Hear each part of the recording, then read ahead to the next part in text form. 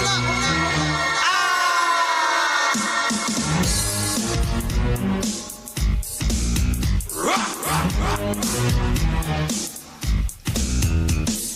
better watch out when you hear that sound. It means that the Maniac Cop's around.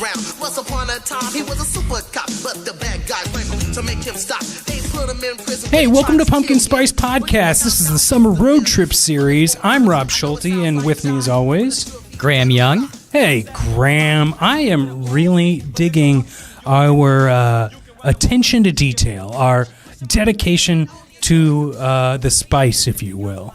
Yeah, let the spice flow.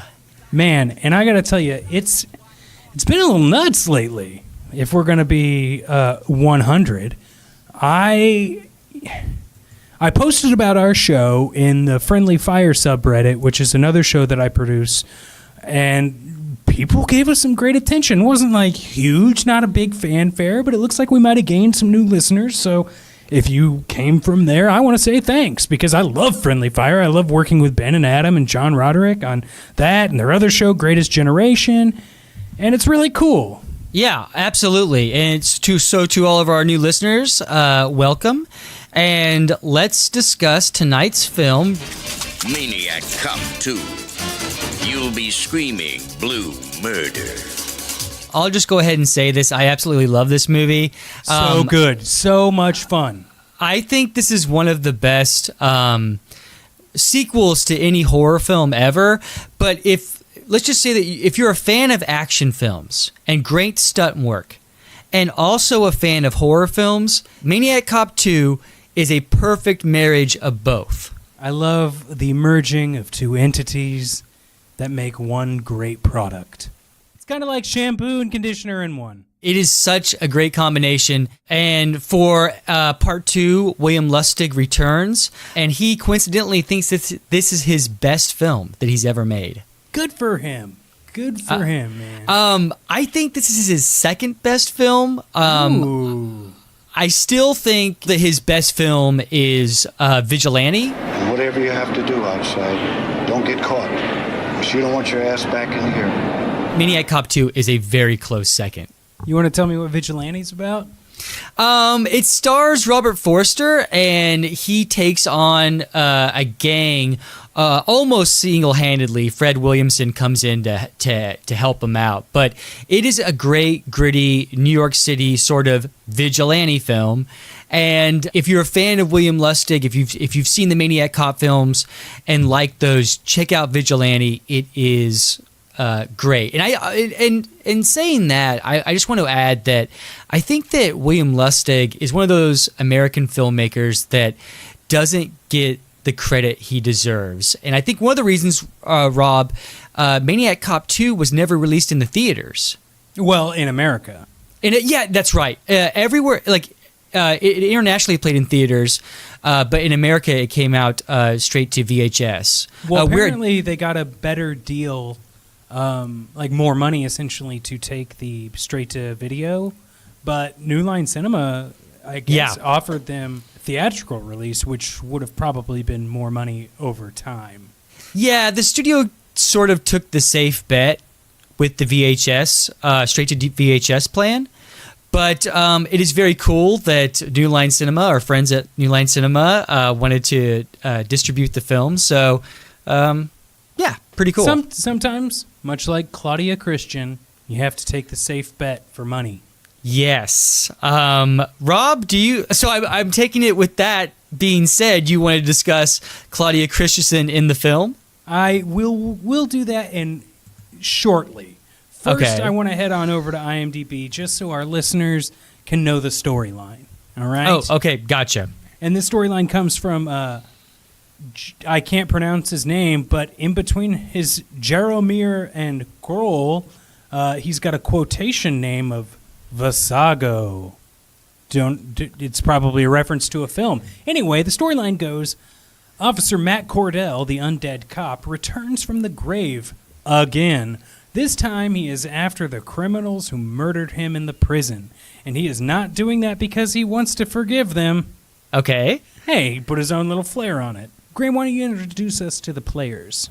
Gotcha. Well, this film stars Robert Davi. If you're a Goonies fan, he was one of the criminals. He's the main villain in License to Kill, the James Bond film. He's one of the FBI agents in Die Hard. He's a solid, really good actor. And he sort of takes the place of Bruce Campbell as the lead. Although Bruce Campbell is in this film, he just, spoiler alert, does not last very long.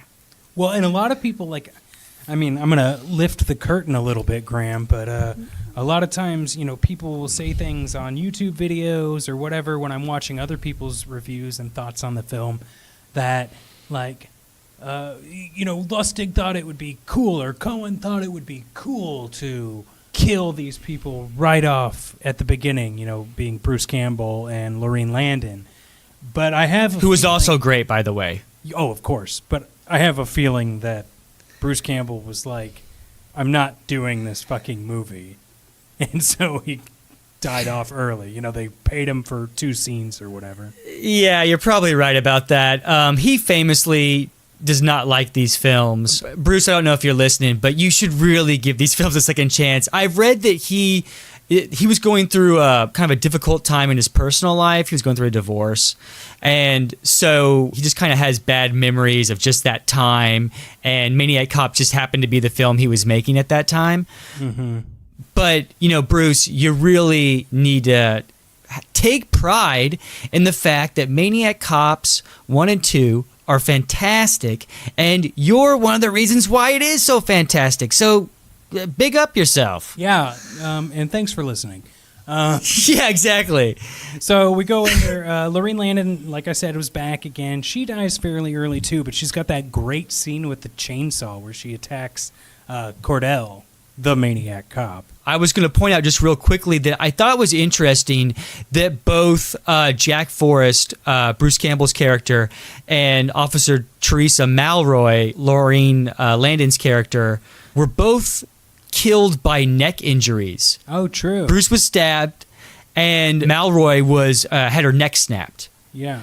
And so I don't know if that was intentional. I just thought that was interesting. Yeah, it might have just been easy. I also noticed, or maybe I overlooked, but it didn't seem like when they pulled the sheet off of Bruce Campbell that he had a neck injury in the hospital or the morgue. Ah, yeah. Maybe I'll have to go back and look again. I was watching this movie for free on YouTube because some saint has uploaded it there. Quality may not be what it could be. I gotcha. I got you. Well, I'll alert Lars Ulrich. Even though this isn't music, but still, like we lost a fan. Sorry, sorry, Lars. It must be visiting hours. So Robert Zadar's back, obviously, but they made his mask more detailed, a lot like the Phantom of the Opera, and more zombie-like. But they kept the scars in the right position. Apparently, he hated it. He hated all that new makeup. So that was a problem, but apparently he struck a deal with William Lustig that Lustig's like, if you do it, I'll send you and your girlfriend to Hawaii. Yeah, I thought that was very cool of Lustig. Not only you, but also your girlfriend. He could have said, send just Robert, but that shows you what kind of a cool guy Lustig is. Yeah, he could have sent him to, like, Miami. Yeah, no, yeah. You know that, like, Lustig, like, went to Hawaii, and he was like, man, Robert would love this place. Okay, so we've been doing this thing that's going to come up more in our Child's Play series. But, Graham, we do have one more character I would like to discuss. That's Claudia Christian's character. But I would like to set the scene like we're at the water cooler or coffee machine. Ah, Graham, happy to see you again. It's another Monday, am I right? Yeah, unfortunately, back at the office. Did you have a good weekend? Well, I watched an interesting movie. Oh, really? Yeah. What was it? Yeah, I'm a fan of film. Okay, gotcha. Well, have you ever seen a movie where an actress suffered a miscarriage and the movie lost its insurance? Not that I know of. Is it the most random thing I could... Okay, yeah, back in character. Yeah. Totally. It was really cool. I usually... Really cool?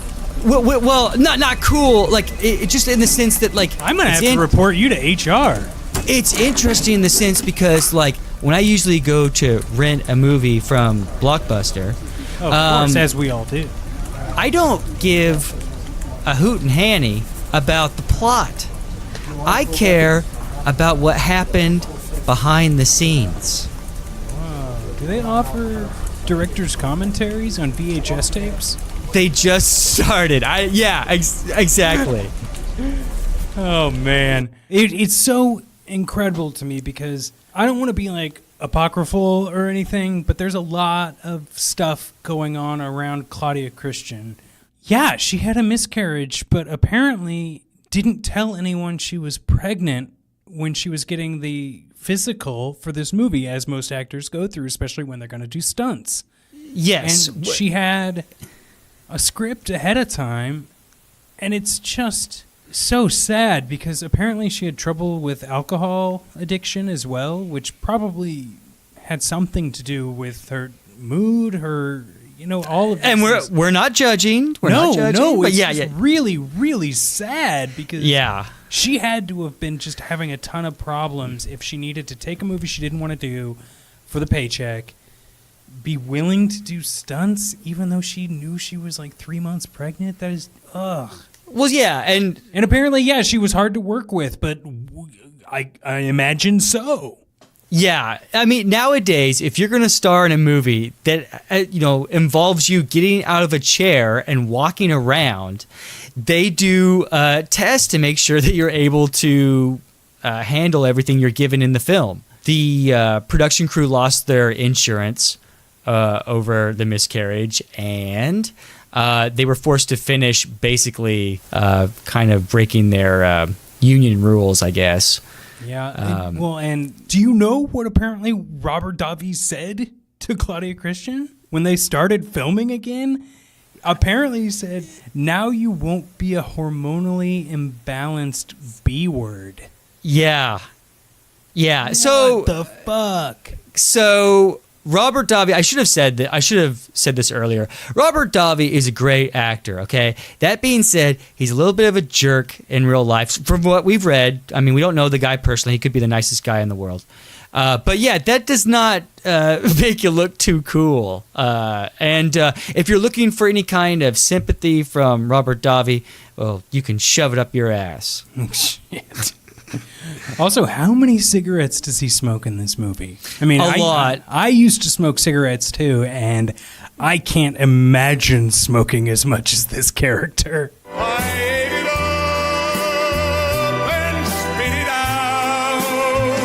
Yeah, it was kind of going for, I mean, on top of like the amazing action part of this film and the horror stuff, there's kind of a noir vibe as well. Oh, yeah. And it's just basically like William Lustig put all of these genres in a blender and effortlessly molded this amazing film together. I would love to see Maniac Cop in the theater and Maniac Cop 2 in the theater. And I know that reels exist in English, without subtitles. And if anybody has a 35 millimeter reel of that, Rob and I are prepared to make an offer. Subscribe to our Patreon and we will give you a discount. Yes. We need that 35 millimeter. We need to make something happen. We got connections at Draft House. You know what? Fuck that. We got connections at Austin Public Access. Yeah, exactly. Unfortunately, this doesn't fall into the public domain, but... True, okay. Word has we'll make it happen. Well, I was going to say, the word has it someone at Public Access is wanting to put together a public domain movie show. So maybe... Fly me out for that. Yeah, I think it would be pretty cool. I'm trying to find a host, but I'm rambling. You got a host right here, man. Yeah, I know. I'm trying to find, because I've been thinking about Ghoulardi, and what is that guy's name? Mark Zuckerberg. I'll think of it here in just a second. Robin Williams. He would be like, Oh, mother, get back in your cage. Get back in your cage, mother. I'll give you a piece of meat, mother, to eat, but don't bite my hand, mother. I already said Robin Williams. That is pretty close to Zachary. Zachary is his name. If you've never heard of Zachary, look him up on YouTube because he's hysterical and really funny. But yeah, he'd like keep his mother in a cage. What? What? And you'd never see his mom, but he'd be like, "Oh, mother, mother, you can get back in your cage. I need to meet mother. Oh. I need more context, Graham. And well, he would just dress up like a maniac, and he would host these horror movies, and of course he would come on the commercial breaks. Okay, so he hosted horror movies, and this was like a character. Yeah, he would host public domain movies. Oh, I missed that.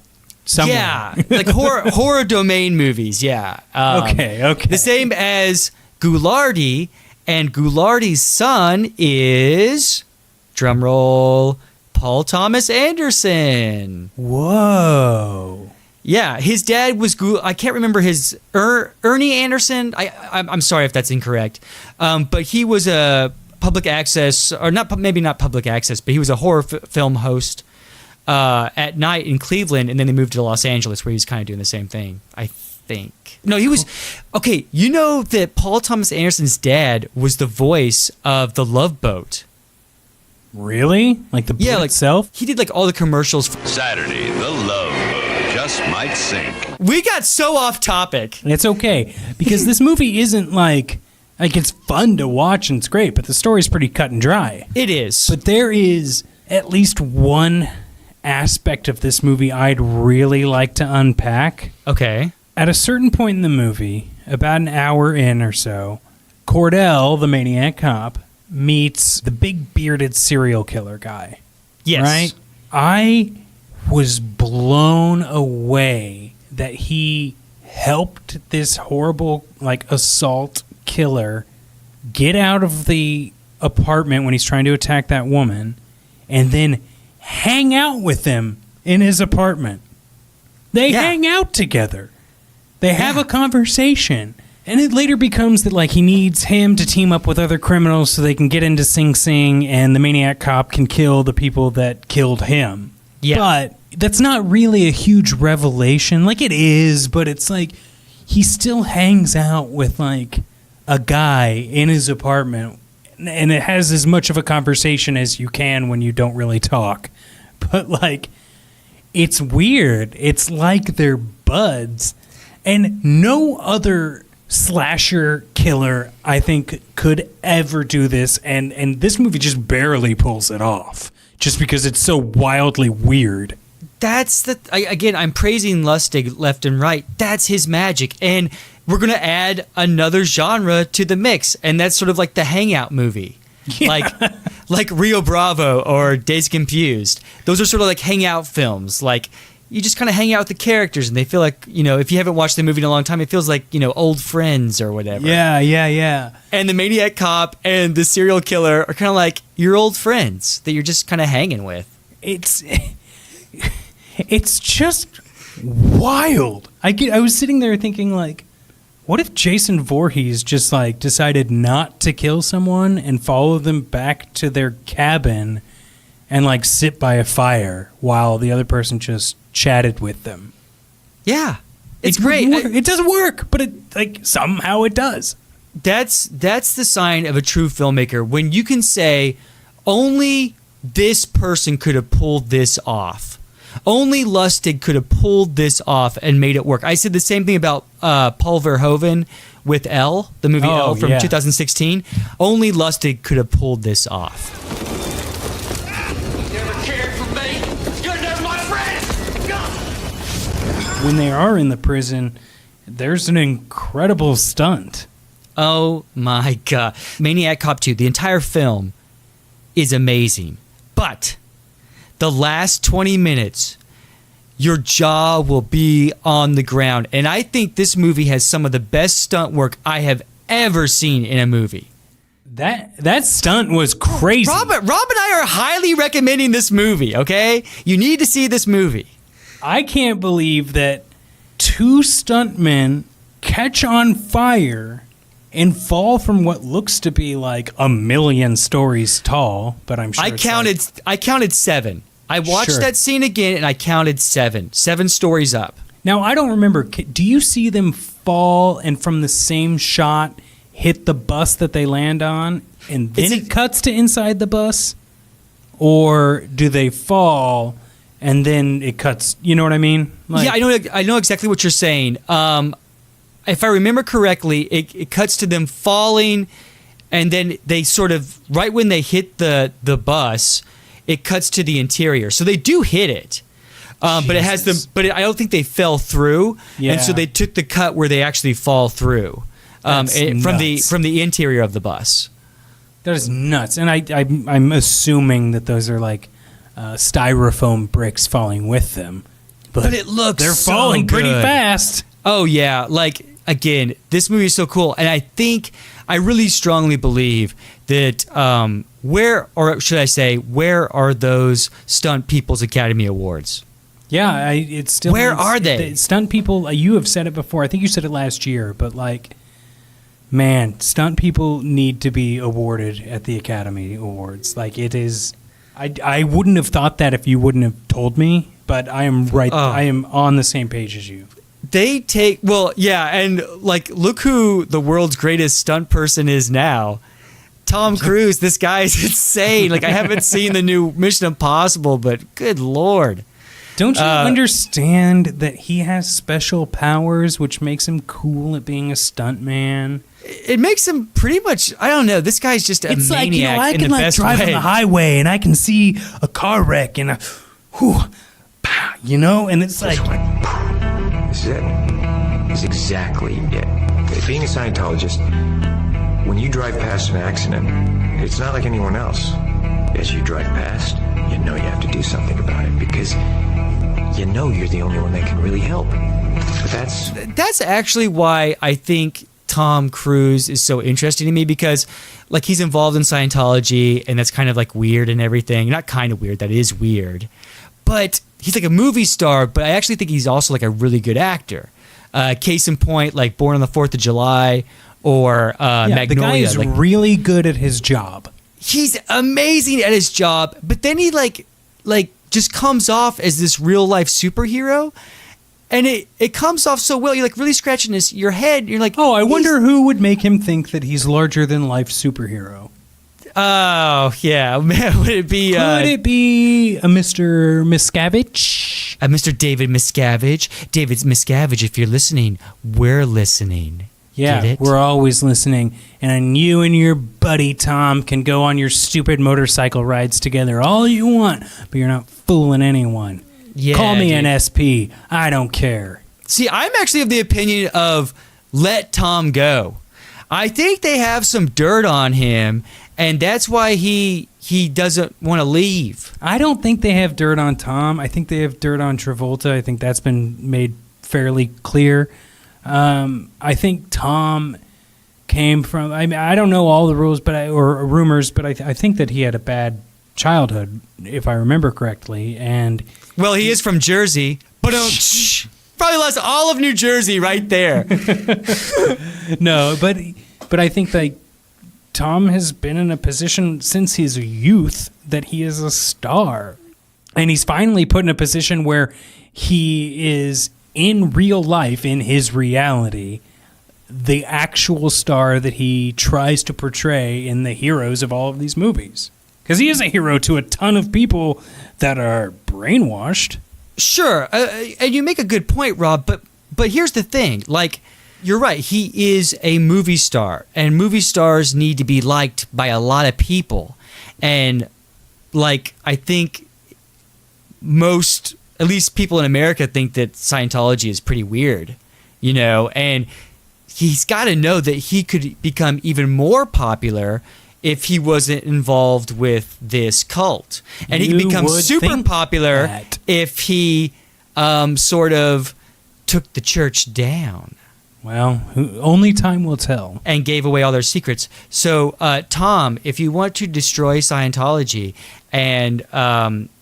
join the Pumpkin Spice podcast, we have a third microphone. Yeah, and you're also going to be given more powers if you join us. So whatever powers they give you, we'll give you more. We're going to have the first podcast with stunts.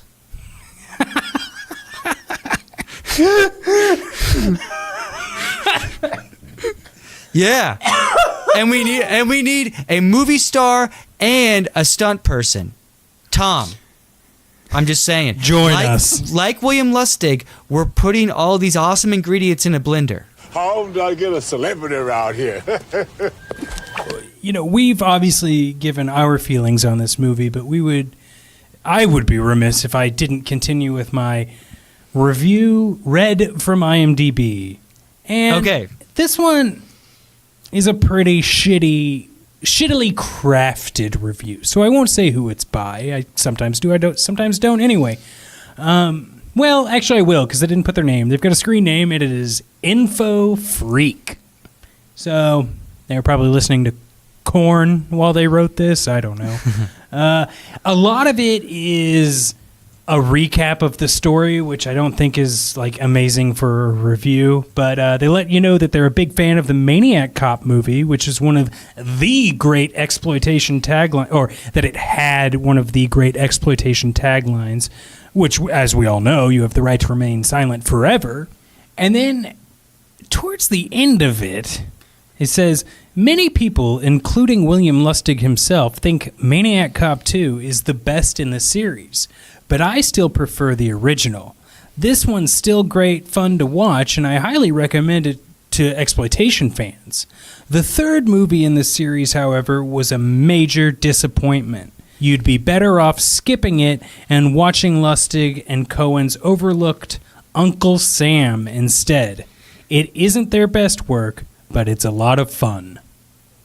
Okay. Have you seen Uncle Sam? I've heard of it, but I haven't seen it. Okay, maybe we'll have to visit that soon enough. But what do you think about this? Well, I can tell you right now, this guy says he prefers the original to Maniac Cop 2, and I have some friends that feel the same way. And their argument is always, they kill off Bruce Campbell in the first 17 minutes of the film. They're just big Bruce Campbell fans. Yeah, I could be a fan of some, but you could still, I don't know. I like Bruce Campbell as well, but this movie is better.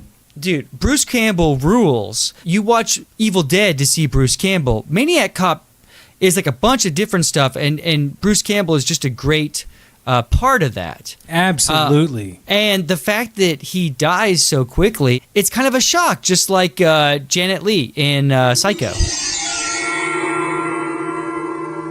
We say this, that, ratings and reviews on Apple Podcasts really helps, and I'm not just regurgitating what you're supposed to say in podcasts.